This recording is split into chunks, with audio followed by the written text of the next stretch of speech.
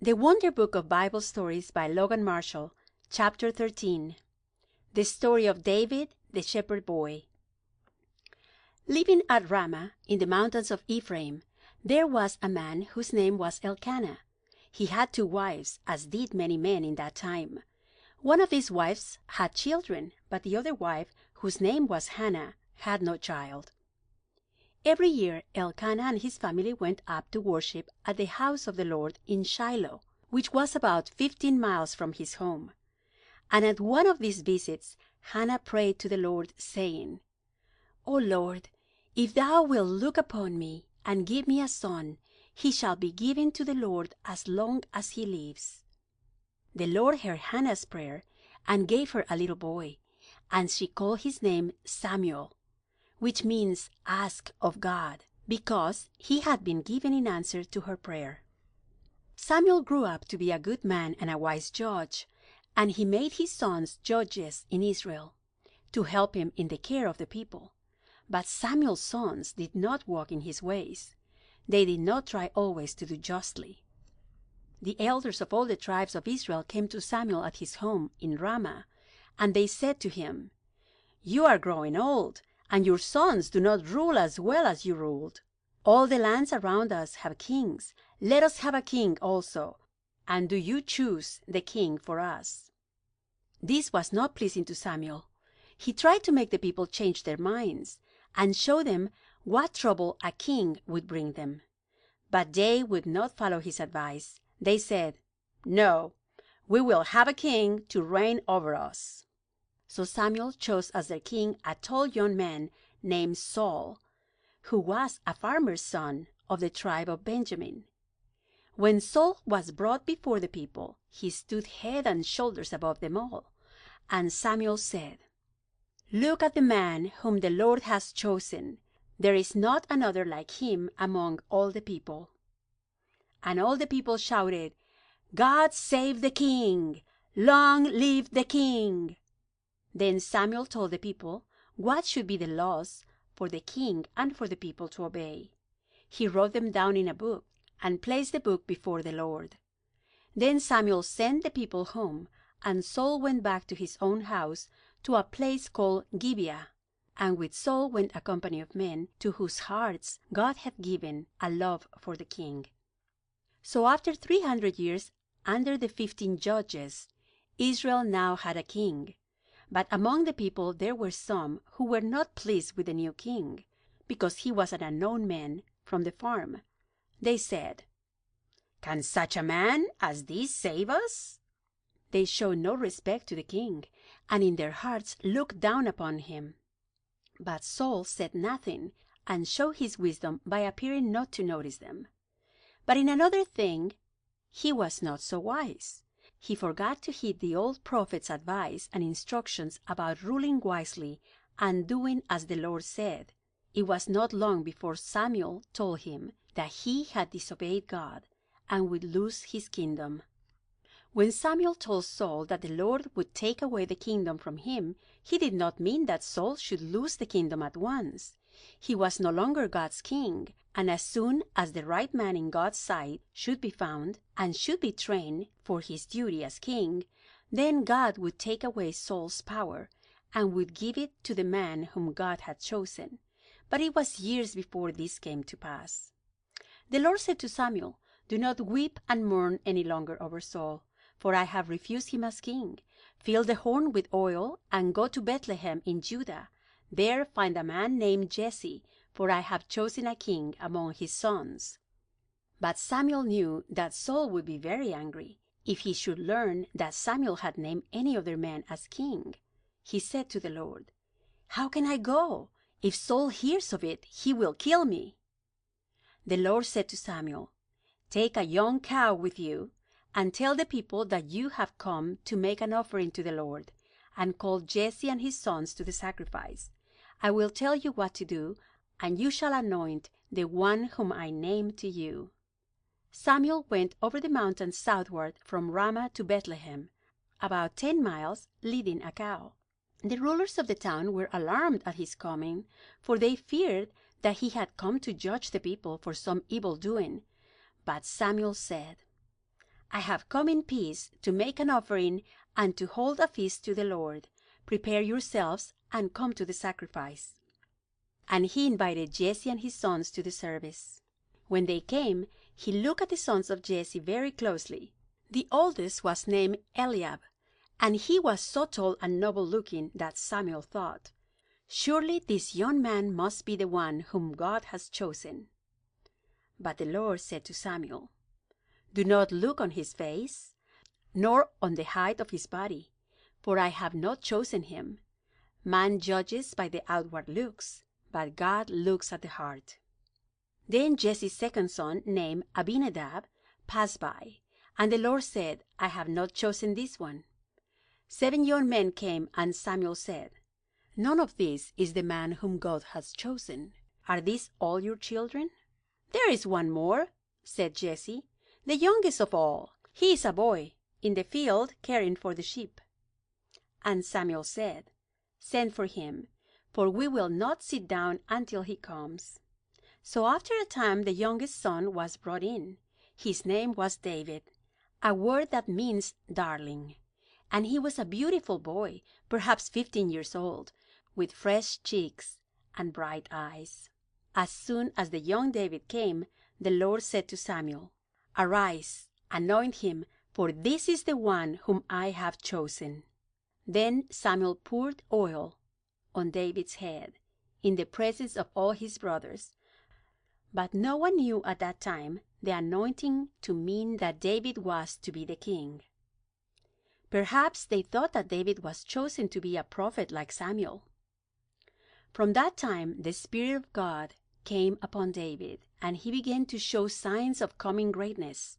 He went back to his sheep on the hillsides around Bethlehem, but God was with him. David grew up strong and brave, not afraid of the wild beasts which prowled around and tried to carry away his sheep. More than once he fought with lions and bears and killed them when they seized the lambs of his flock. And David, alone all day, practiced throwing stones in a sling until he could strike exactly the place for which he aimed. When he swung his sling, he knew that the stone would go to the very spot at which he was throwing it. And young as he was, David thought of God and talked with God, and God talked with David and showed to David his will. After Saul had disobeyed the voice of the Lord, the Spirit of the Lord left Saul and no longer spoke to him, and Saul became very sad of heart. At times a madness would come upon him, and at all times he was very unhappy. The servants of Saul noticed that when someone played on the harp and sang, Saul's spirit was made more cheerful, and the sadness of Saul left him. At one time Saul said, "Find someone who can play well, and bring him to me. Let me listen to music, for it drives away my sadness."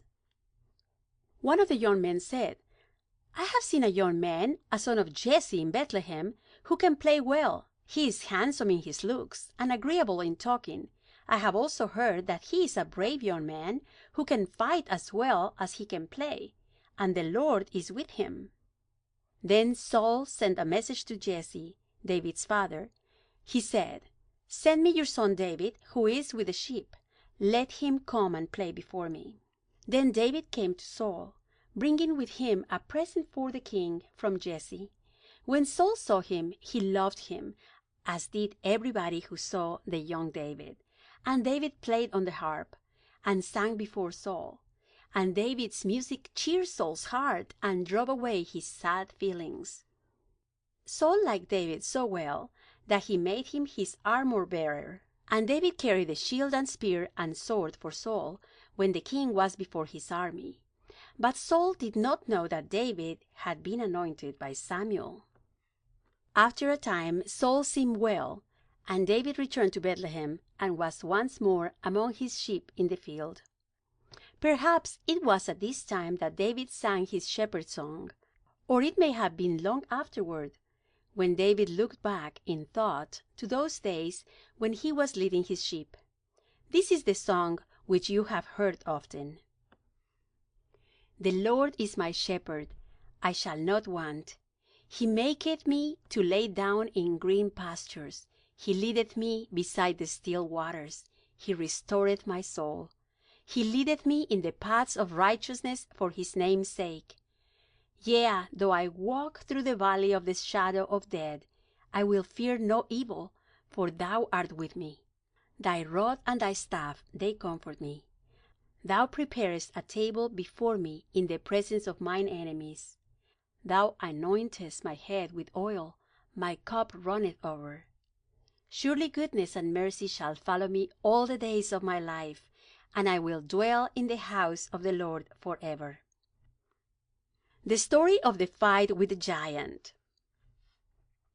All through the reign of Saul, there was constant war with the Philistines, who lived among the lowlands west of Israel. At one time, when David was still with his sheep, a few years after he had been anointed by Samuel, the camps of the Philistines and the Israelites were set against each other on opposite sides of the valley of Elah.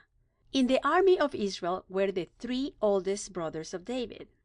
Every day a giant came out of the camp of the Philistines and dared someone to come from the Israelites' camp and fight with him. The giant's name was Goliath. He was 9 feet high, and he wore armor from head to foot, and carried a spear twice as long and as heavy as any other man could hold. And his shield-bearer walked before him. He came every day and called out across the little valley, "I am a Philistine, and you are servants of Saul. Now choose one of your men and let him come out and fight with me. If I kill him, then you shall submit to us, and if he kills me, then we will give up to you. Come now, send out your man." But no man in the army, not even King Saul, dared to go out and fight with the giant. 40 days the camps stood against each other, and the Philistine giant continued his call. One day old Jesse, the father of David, sent David from Bethlehem to visit his 3 brothers in the army. David came and spoke to his brothers, and while he was talking with them, Goliath the giant came out as before in front of the camp, calling for someone to fight with him. They said one to another, "If any man will go out and kill this Philistine, the king will give him a great reward and a high rank, and the king's daughter shall be his wife." And David said, "Who is this man that speaks in this proud manner against the armies of the living God? Why does not someone go out and kill him?" David's brother Eliab said to him, "What are you doing here, leaving your sheep in the field? I know that you have come down just to see the battle." But David did not care for his brother's words.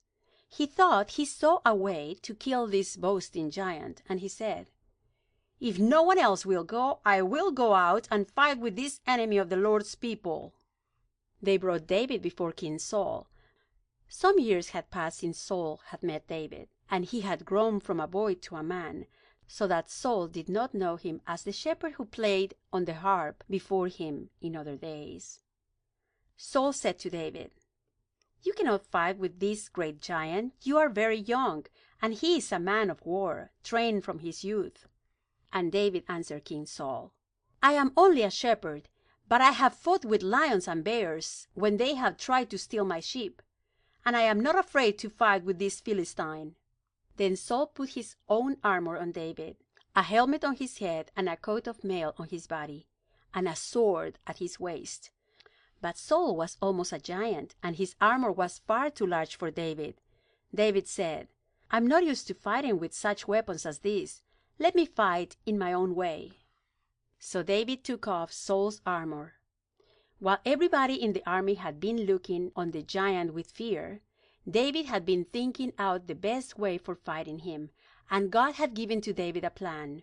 It was to throw the giant off his guard by appearing weak and helpless, and was so far away that the giant could not reach him with sword or spear, to strike him down with a weapon which the giant would not expect and would not be prepared for.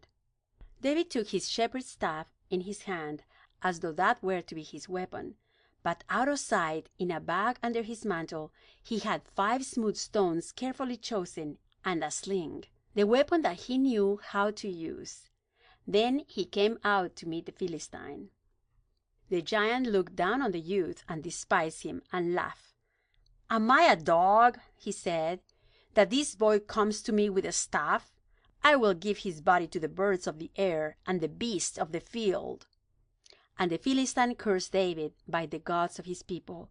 And David answered him, "You come against me with a sword and a spear and a dart, but I come to you in the name of the Lord of hosts, the God of the armies of Israel. This day will the Lord give you into my hand. I will strike you down and take off your head, and the host of the Philistines shall be dead bodies, to be eaten by the birds and the beasts, so that all may know that there is a God in Israel, and that he can save in other ways besides with sword and spear." And David ran toward the Philistine, as if to fight him with his shepherd's staff. But when he was just near enough for a good aim, he took out his sling and hurled a stone aimed at the giant's forehead. David's aim was good. The stone struck the Philistine in his forehead. It stunned him, and he fell to the ground. While the two armies stood wondering and scarcely knowing what had caused the giant to fall so suddenly, David ran forward, drew out the giant's own sword, and cut off his head. Then the Philistines knew that their great warrior in whom they trusted was dead. They turned to flee to their own land, and the Israelites followed after them and killed them by the 100 and the 1,000, even to the gates of their own city of Gath. So in that day David won a great victory and stood before all the land as the one who has saved his people from their enemies. End of chapter 13. Recording by Claudia Barrett.